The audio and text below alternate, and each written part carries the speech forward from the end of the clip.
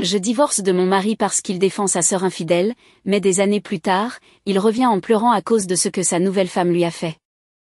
C'est un long parcours, alors merci de faire preuve de patience. Moi, 37 ans, j'ai épousé mon désormais ex-mari, Liam, 42 ans, il y a 10 ans. Notre mariage était heureux à tous les niveaux, même si j'avais quelques problèmes avec sa famille. Mais rien que je ne pouvais pas tolérer ou ignorer, donc tout allait bien entre nous. Sa famille était très soudée. Il avait une sœur aînée, Emily, aujourd'hui âgée de 46 ans, mariée à mon ex-beau-frère, Jonathan, aujourd'hui 48 ans. Emily et Jonathan avaient 2 enfants, et Emily était mère au foyer. Les enfants étaient les petits trésors de Liam, il les adorait.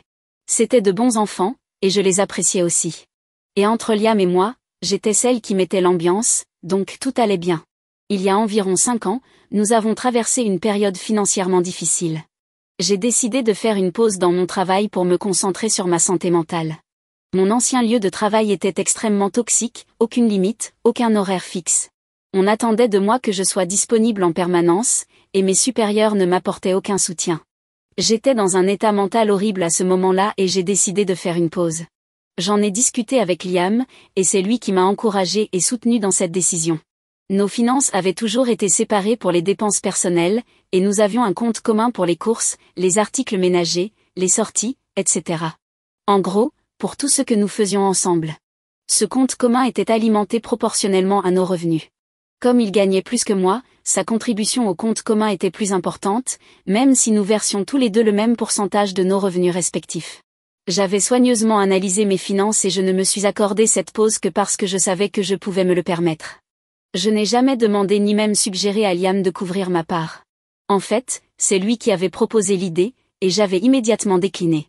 Je ne voulais pas bouleverser l'accord que nous avions, et je savais que j'avais suffisamment d'économies pour subvenir à mes besoins jusqu'à ce que je décide de retravailler.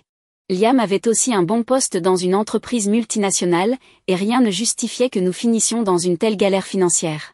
3 mois après que j'ai quitté mon emploi, Liam a commencé à se comporter de manière étrange. Il devenait irritable si je proposais de commander à manger. Il s'énervait si j'achetais quelque chose de nouveau.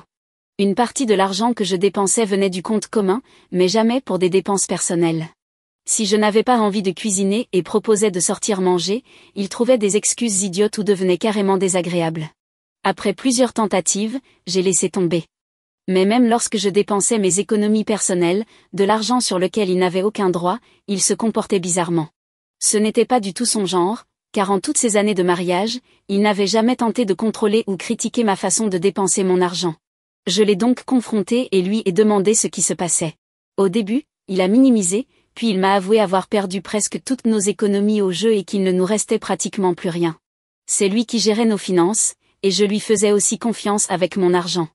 Je n'avais jamais trop vérifié mes comptes parce que je lui faisais confiance, et ce genre de choses ne s'était jamais produit. Au début, j'ai cru qu'il plaisantait, mais en voyant son regard, j'ai compris que c'était vrai. J'ai eu envie de le quitter sur le champ. Il avait gaspillé tout ce que nous avions construit, et cette pause devait me permettre de me reconstruire. Soudain, je devais gérer ce cauchemar et remettre de l'ordre dans notre vie. Quand j'ai examiné nos finances, c'était encore pire que ce qu'il avait avoué. Nous étions littéralement en faillite, et notre maison risquait d'être saisie. J'ai commencé à chercher un emploi frénétiquement et je l'ai traîné en thérapie. Heureusement, j'ai reçu une offre d'emploi en 3 jours, avec d'excellents avantages, donc je savais que je pouvais nous sortir lentement de là et reconstruire notre patrimoine. J'étais encore en colère contre lui pour avoir trahi ma confiance, mais il y avait tellement à faire que je n'avais même pas le temps de me disputer avec lui. Pendant cette période, je lui ai demandé à plusieurs reprises de parler à Jonathan pour qu'il nous aide, il avait les moyens. Mais Liam a refusé à chaque fois. Je ne comprenais pas son problème, mais je savais que je ne le laisserais pas nous entraîner vers le fond juste parce qu'il était incapable de demander de l'aide à son propre beau-frère. J'ai fini par appeler Jonathan moi-même et lui expliquer la situation. Il nous a immédiatement aidés. Au lieu d'être reconnaissant, Liam a déclenché une dispute, disant que je l'avais déshonoré en tant qu'homme de la famille devant son beau-frère. Même à un moment aussi critique, alors que nous devions repartir de zéro, tout ce qui lui importait, c'était son ego stupide et l'image qu'il renvoyait. Ce fut la goutte d'eau. J'étais furieuse. Il avait détruit non seulement ses efforts, mais aussi les miens, et complètement saboté tous les projets que nous avions faits.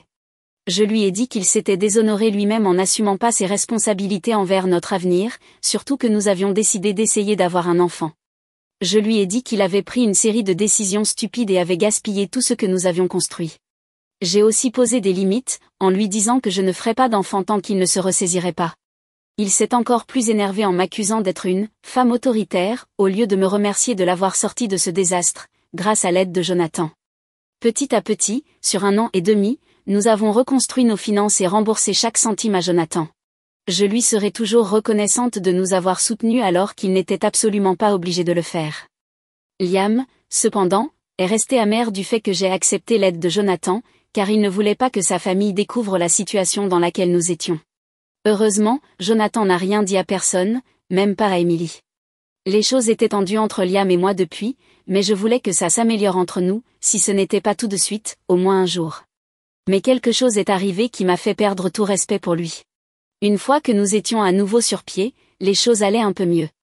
Mais lors des réunions de famille, je sentais une tension entre Emily et Jonathan. Je savais que ça ne me regardait pas, mais j'étais inquiète, surtout pour Jonathan. J'ai parlé à Liam de ce que je ressentais, lui demandant si j'étais la seule à le remarquer. Il m'a dit que j'exagérais et que tout allait bien. Pourtant, 2 jours plus tard, je suis allée chez Emily pour déposer des tartes pour les enfants. Ils adorent mes tartes, et elle agissait très bizarrement. Elle semblait pressée et voulait que je parte rapidement. J'ai su qu'il se passait quelque chose. Alors en quittant la maison, je suis restée dans ma voiture pour observer. Appelez-moi curieuse ou ce que vous voulez, mais mon instinct me disait qu'il fallait que je sache. À ma grande surprise, j'ai vu un homme sortir de la maison et Emily lui dire au revoir. Je n'aurais peut-être pas tout de suite pensé à une liaison si elle n'avait pas agi de manière aussi coupable. L'homme portait une casquette et avait une posture courbée. Il était évident qu'il ne voulait pas être reconnu. En voyant son langage corporel, j'ai immédiatement compris qu'elle trompait Jonathan. J'étais horrifiée et dégoûtée. Une part de moi voulait la confronter sur le champ, mais j'avais trop peur de sa réaction et je ne savais même pas si c'était la bonne chose à faire. J'ai décidé de rentrer directement chez moi et de tout raconter à Liam. Je m'attendais à ce qu'il soit choqué, en colère, esséuré, ou même qu'il ne me croie pas, mais jamais, au grand jamais, je n'aurais imaginé sa réaction. Liam a fait exactement le contraire de ce que j'attendais. Il est resté silencieux quelques secondes, puis m'a demandé si j'en avais parlé à quelqu'un d'autre. J'ai dit non, et il a poussé un soupir de soulagement. Il m'a dit qu'on devait garder le secret et que je ne devais rien dire à personne de ce que j'avais vu. Je lui ai dit qu'il était fou s'il pensait que j'allais rester silencieuse et laisser Jonathan souffrir dans un mariage avec une femme infidèle. Il a dit qu'on ne savait pas si elle le trompait vraiment, qu'ils avaient peut-être un mariage libre. Je lui ai répondu que lui et moi connaissions suffisamment Jonathan pour savoir qu'il n'accepterait jamais une telle chose. Mais je lui ai dit que, même s'il l'avait accepté, on devait en avoir le cœur net, et cela signifiait qu'on devait en parler à Jonathan. J'étais déterminée à parler à Jonathan en premier, puis seulement à Emily, car je savais que si Emily cachait quelque chose, elle inventerait une excuse sur le champ et s'en sortirait comme toujours. Liam n'arrêtait pas de s'y opposer et trouvait sans cesse de nouvelles raisons, toutes plus inventives les unes que les autres, pour lesquelles nous ne devrions rien dire à Jonathan. Il affirmait que ce n'était pas mes affaires, que je n'avais pas à me mêler des drames personnels des autres. Ensuite, il a dit que cela ne me concernait pas, que ni lui ni moi ne savions ce qui se passait vraiment dans leur relation. Honnêtement, je me suis retrouvée à plusieurs reprises à envisager de parler d'abord à Emily. Mon esprit rationnel savait que ce qui se passait était mal et que je devais intervenir pour sauver l'homme qui avait sauvé ma famille. Mais mon côté émotionnel, celui que Liam manipulait complètement, penchait vers l'acceptation de toutes ces excuses et justifications absurdes sur les raisons qui poussaient sa chère sœur à agir ainsi. Ce combat intérieur a duré longtemps. Jusqu'au jour où j'ai décidé que je n'en pouvais plus et que je devais faire ce qui était juste, même si cela avait un prix. Mais avant de parler à Jonathan, je voulais prévenir Liam que j'allais dire la vérité. Dire qu'il est devenu fou serait un euphémisme. Nous avons eu la dispute la plus violente de notre vie ce jour-là, et il refusait tout simplement de m'écouter. Cette dispute a été encore pire que celle que nous avions eue pendant toute sa période de dépendance au jeu. Il répétait que je n'avais pas le droit de m'immiscer dans la vie de sa sœur et de la détruire. Je lui ai dit que sa position face à l'infidélité et sa défense acharnée de sa sœur était inquiétante, et que cela me faisait me demander comment il réagirait si j'étais celle qui trompait. Il a répondu qu'il n'aurait pas voulu que quelqu'un vienne lui dire que sa femme le trompait, mais je n'étais pas d'accord. J'avais ce pressentiment, peut-être injustifié, que le fait qu'il défende avec autant de ferveur l'infidélité d'Emily, c'était sa façon à lui de rationaliser la sienne. Je le soupçonnais, rien qu'à cause de sa réaction, de me tromper lui aussi. Je n'avais aucune preuve, aucun autre indice qui puisse justifier ce doute, mais la graine était plantée. Je suis allée chez Jonathan et j'espérais le confronter en présence d'Emily, mais malheureusement, elle n'était pas là. Je lui ai tout raconté, et il s'est effondré en larmes devant moi. Il m'a dit qu'il avait des doutes sur une éventuelle tromperie, mais qu'il n'avait aucune preuve et rien de concret, et qu'il ne pouvait pas l'accuser juste sur une intuition. Je lui ai dit que moi non plus je n'avais rien de solide. J'avais simplement vu Emily très nerveuse, et quelques minutes après, un homme était sorti de la maison. J'ai ajouté que logiquement, ça pouvait être un ouvrier, un ami ou n'importe qui, mais que mon instinct me disait autre chose. Il m'a remercié de lui avoir dit, et s'en était resté là. Pendant les semaines qui ont suivi, je n'ai eu aucune nouvelle de ce qui se passait. Liam et moi étions en guerre froide, mais je ne pense pas qu'il ait dit à Emily que j'étais au courant de son infidélité, ni que j'avais parlé à Jonathan. Mais un jour, Jonathan a lâché la bombe. Lui et Emily allaient divorcer. La nouvelle a choqué mes anciens beaux-parents, car personne ne s'y attendait. Ils avaient toujours été perçus comme le couple fou amoureux, menant une vie parfaite, du moins en apparence. C'est pour ça que la nouvelle a surpris tout le monde, sauf moi, évidemment. Emily avait les yeux gonflés et on voyait qu'elle avait beaucoup pleuré, tandis que Jonathan est resté un vrai gentleman, il n'a jamais révélé à personne les raisons de sa décision, seulement qu'il n'y avait plus rien à sauver dans leur couple. Quelques jours plus tard, Emily s'est pointée chez moi en hurlant à plein poumon. C'est là que j'ai compris que Liam lui avait dit que j'avais tout raconté à Jonathan. Elle m'a insultée comme jamais, des choses que je ne pourrais même pas répéter, pas même en privé.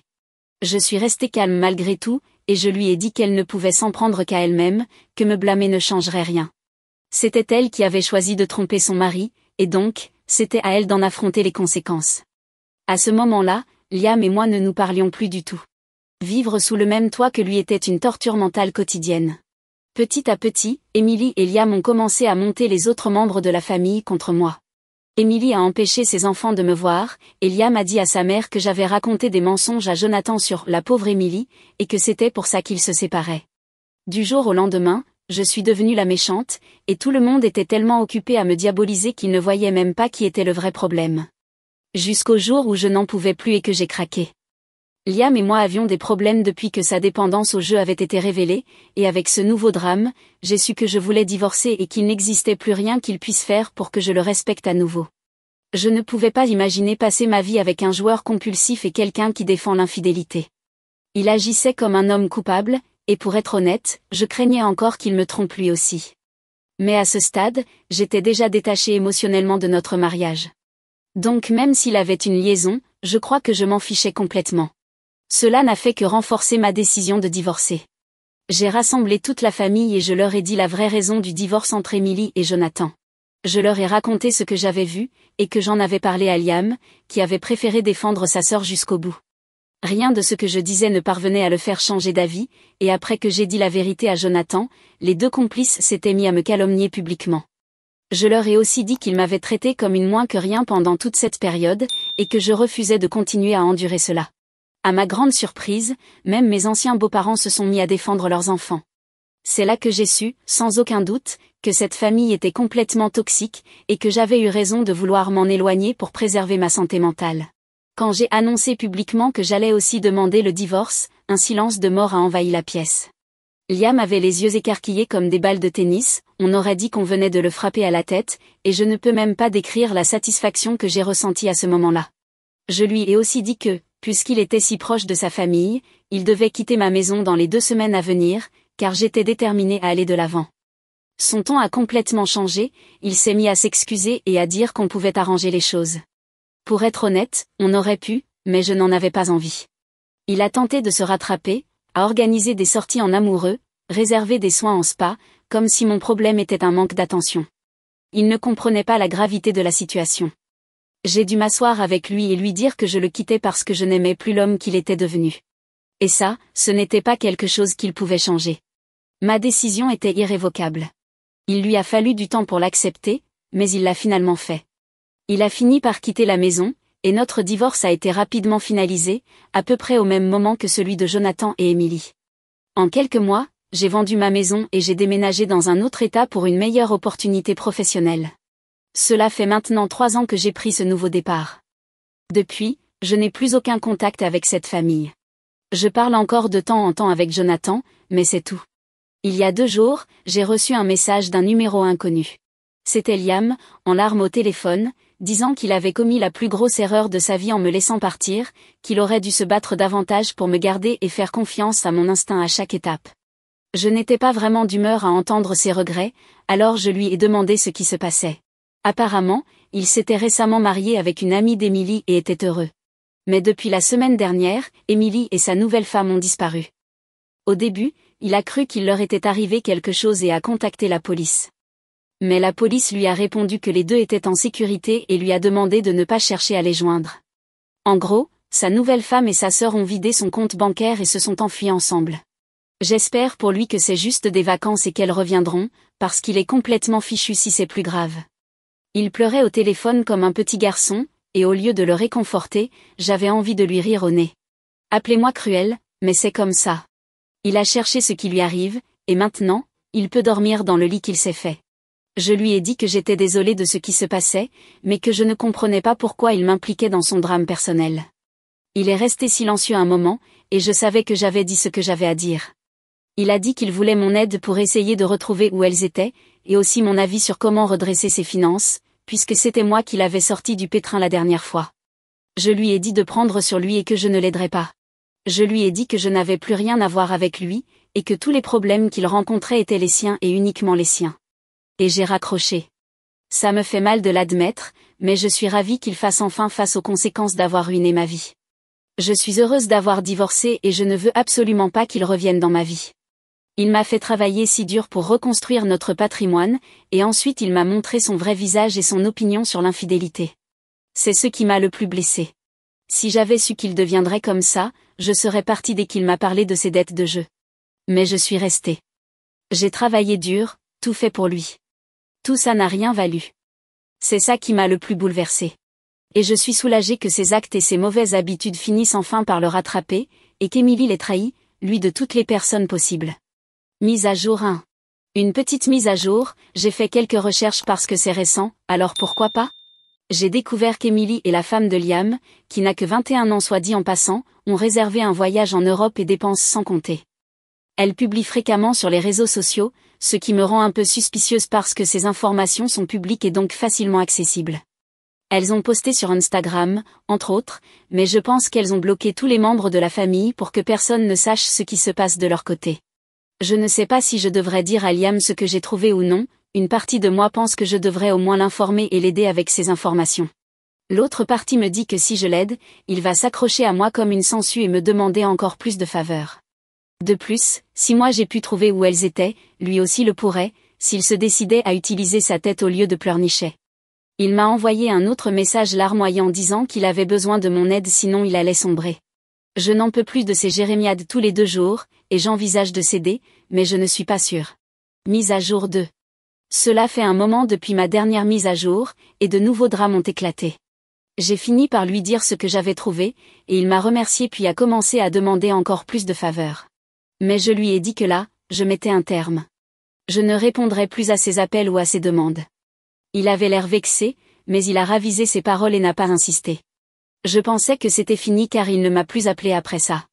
Mais il y a 2 nuits, mon ex-belle-mère m'a appelé en pleine nuit. Elle semblait paniquer, disant qu'ils avaient des ennuis juridiques et avaient besoin de mon aide. Je suis avocate. Elle m'a dit que la nouvelle femme de Liam, Samantha, s'était en fait enfuie avec lui quand il s'était marié, et que maintenant ses parents menaçaient de porter plainte pour enlèvement contre Liam. Je me suis levée d'un bond comme si on m'avait électrocutée. Liam s'était enfui avec une fille de 21 ans, ce qui signifiait que, même si elle est majeure aujourd'hui, il s'agissait de manipulation émotionnelle. J'étais écœurée. Je ne pouvais pas croire que j'avais été mariée à un prédateur comme lui. J'ai dit à mon ex-belle-mère que si Samantha était partie de son plein gré, les accusations ne tiendraient pas, et que ses parents ne pourraient rien faire. C'est là qu'elle s'est mise à pleurer, disant que Samantha soutenait maintenant ce que disaient ses parents. Elle a ajouté que Liam avait commencé à fréquenter Samantha quand elle était mineure, et qu'il l'avait manipulée pour qu'elle ne le dénonce pas. J'étais sous le choc. J'ai fait le calcul, et j'ai compris que c'était pour ça qu'il avait défendu avec autant de vigueur sa sœur infidèle. C'est parce qu'il me trompait aussi, et qu'il manipulait une mineure. J'ai dit à mon ex-belle-mère qu'ils méritaient tous de pourrir en enfer pour avoir joué avec la vie et les émotions d'une jeune fille. Elle m'a supplié de représenter Liam et a dit qu'ils regrettaient tous, mais je lui ai dit que je combattrais contre lui si nécessaire, mais jamais pour lui. Je lui ai aussi dit qu'elle avait du culot de venir me demander ça alors qu'elle savait très bien que son précieux fils m'avait trompé avec une mineure, utilisé mes ressources pour reconstruire sa vie, et se retrouvait maintenant face aux conséquences de ses actes. Elle m'a insulté puis a raccroché. Je n'ai pas fermé l'œil depuis. Je n'arrive pas à croire qu'il se soit avéré être un prédateur. Il n'y avait aucun signe, ou peut-être qu'il y en avait et que je les ai ignorés, mais j'ai l'impression que mon monde s'écroule d'avoir été lié à quelqu'un d'aussi répugnant que mon ex-mari. Il mérite de pourrir en prison pour le reste de sa vie, et même au-delà. J'ai de la peine pour cette pauvre fille. Je ne peux même pas lui en vouloir, même si ça a commencé quand elle avait 17 ans, ça remonterait à 4 ans, et Liam avait 38 ans à l'époque. Il était impliqué avec une étudiante, quelqu'un de 21 ans plus jeune que lui, et a fini par l'épouser. Je ne sais pas comment cette fille était amie avec Emily, ou si c'est Emily qui les a présentés. C'est encore plus dérangeant, parce que ça signifie que toute cette famille était dangereuse, et que je me suis sauvée, moi et mon avenir, juste à temps. Mise à jour 3. Heureusement, je n'ai reçu aucune nouvelle directe de la famille de mon ex. Ma belle-mère est restée silencieuse, tout comme Liam. Cependant, Jonathan m'a parlé et j'ai appris quelque chose par lui. Apparemment, Emily et Samantha sont revenus à la maison quelques semaines plus tard, et c'est à ce moment-là que Samantha a commencé à changer de ton. Elle a déclaré qu'elle avait été manipulée et qu'elle voulait divorcer de Liam et retourner chez ses parents. Ensuite, ses parents se sont impliqués et ont menacé de porter plainte contre lui. Jonathan a dit que les accusations des parents de Samantha tenaient à peine la route, mais c'était suffisant pour effrayer toute la famille. Liam a donc versé une grosse somme d'argent à Samantha et à sa famille pour qu'ils gardent le silence et ne portent pas plainte. Officiellement, il est ruiné. Emily fait semblant d'être innocente dans cette histoire, en disant que Samantha lui avait affirmé que Liam lui avait donné l'argent de son plein gré. Tout le monde sait que c'est un mensonge, mais ils ne peuvent s'en prendre qu'à eux-mêmes. Apparemment, ma belle-mère et mon beau-père prévoient de réduire leurs dépenses, et ils vont tous vivre dans un appartement d'une chambre en attendant que les choses s'arrangent. Puisqu'Emily travaille à un salaire minimum et que Liam n'a littéralement plus un sou sur son compte en banque, Jonathan m'a dit qu'Emily l'avait appelé pour lui demander de l'aide financière, mais il n'a pas répondu à ses appels. Il a la garde exclusive des enfants, donc elle ne peut même pas utiliser cette excuse pour obtenir de l'argent. En résumé, toute la famille est codépendante et complètement dysfonctionnelle. Je suis tellement soulagée d'avoir quitté leur chaos quand je l'ai fait, même si je regrette d'avoir été liée à eux un jour. J'espérais que Liam écoperait d'une peine de prison pour ce qu'il a fait à cette pauvre fille. C'est un manipulateur et un criminel, et je sais qu'il recommencera un jour ou l'autre. J'aimerais qu'il existe un moyen de l'envoyer derrière les barreaux, mais vivre dans un appartement d'une chambre avec ses parents et sa sœur, c'est déjà une forme de prison. Qu'il en profite bien. Ils ne m'ont pas recontacté, et je les ai bloqués sur tous mes comptes et appareils, donc j'espère que plus rien ne se passera et que je n'aurai plus jamais besoin de faire de mise à jour. J'en ai assez de leur drame et j'ai besoin de paix dans ma vie. Mise à jour 4. Je sais que certaines personnes sont confuses sur ce qui s'est passé, donc je publie cette mise à jour pour clarifier un peu, car dans la précipitation de mes précédents messages, ce n'était peut-être pas très clair. Voici la situation. Samantha s'est d'abord enfuie avec Liam et ils se sont mariés, ce qui a poussé ses parents à vouloir porter plainte. Ensuite, Samantha s'est enfuie avec l'argent de Liam et est partie en Europe avec Emily. Quand elles sont revenues, Samantha a affirmé que Liam l'avait manipulée depuis le début. Voilà. Comme je l'ai dit, Liam s'est révélé être une ordure, et c'est pour ça qu'il a fait ce qu'il a fait. Et le pire, c'est qu'il a essayé de défendre sa sœur, qu'il a trahi de la pire des façons. Mais honnêtement, ça ne m'étonne pas, venant de cette famille de serpents. Mise à jour 5. Eh bien, il semble que Liam va être poursuivi après tout. Pour donner un peu de contexte, je dois expliquer que dans certains États, l'âge minimum légal pour se marier est de 21 ans, ce qui était le cas dans l'État où Liam et moi vivions. Mais apparemment, Liam et Samantha sont allés dans un État voisin où l'âge légal est de 18 ans.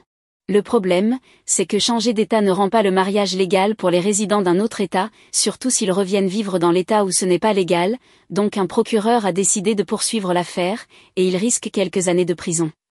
J'ai encore des contacts avocats dans cet État, et dès que j'en saurai plus, je posterai probablement une autre mise à jour. Mise à jour 6. Cela fait quelques mois, mais j'avais promis de partager la suite, alors la voici. Eh bien, Liam a été reconnu coupable et doit purger une peine de 22 mois de prison pour avoir épousé une mineure. Non seulement il a dû verser de l'argent aux parents de Samantha, mais il doit maintenant aussi purger une peine. Et je suis soulagée, car la prison est exactement l'endroit où un prédateur comme lui doit être. Peut-être qu'il apprendra à devenir une meilleure personne là-bas, car jusqu'à présent, il n'a fait qu'enchaîner les mauvaises décisions, et il ne semblait pas prêt de s'arrêter. Certaines personnes ont commenté ma dernière publication en disant qu'il allait peut-être rencontrer Booba en prison, ce que j'ai trouvé assez drôle. C'est presque poétique, vraiment, il va vivre ce qu'il a fait subir. Mais c'est tout pour l'instant. J'imagine qu'il n'y aura plus rien à ajouter après ça, même si avec eux, je suis toujours surprise.